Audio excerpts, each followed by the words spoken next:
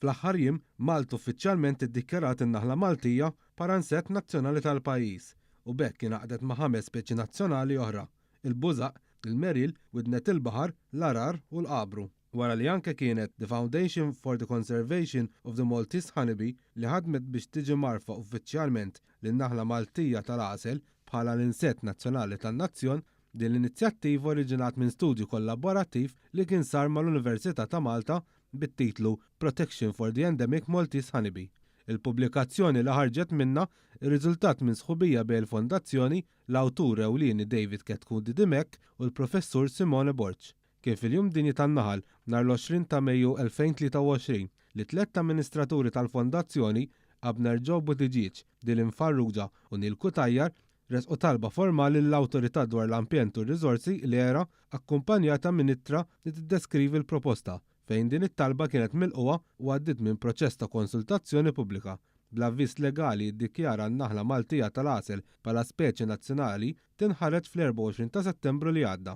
Kellimna ma' Matthew Grima Connell, team manager fl-Awtorità tal-Ambjent u r-Riżorsi, fejn spjega li fl-aħħar tad-disajnijiet kien sar studju ħareġ li n-naħla Maltija hija sottospeċi endemika. Minħabba mart li ħakem il-Gżejjer Maltin fil-bidu tad-disajnijiet, din in-naħla spiċċat ġiet perikolata minħabba taħlit ta' ġenetika ma' speċi oħrajn li ġew importati. U ovvjament din il-problema kull ma jmur qiegħda tikber.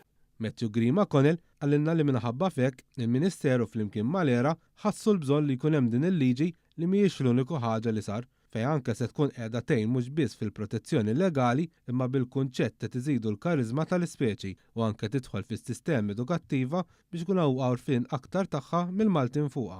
Semma kif meta l-Ministeru ddeċieda li jkun hemm din il-liġi flimkien mal-ERA saret konsultazzjoni pubblika biex anke tittieħed l-opinjoni tal-pubbliku fuq din il-liġi li ma liġi tipproteġi din in-naħla li hija parti mill-wirt naturali tagħna. Din hija biss parti mill-protezzjoni li ħankunu qegħdin nagħtu. Qegħdin nagħmlu studji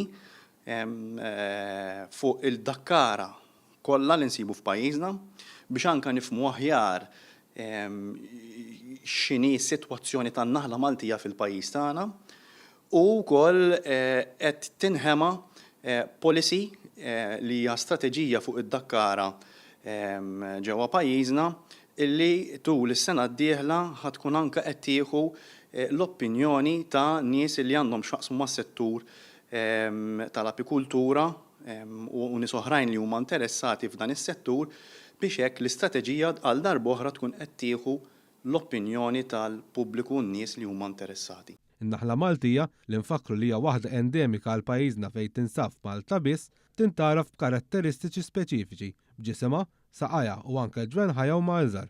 Naraw li anke pil kemm xejn nitwal kapaċi tirreżisti sħana u tipproduċi l-għasel fil-kundizzjonijiet kifra ta' pajjiżna, differenzi minn kull xorta ta' naħla oħra f'pajjiżi differenti.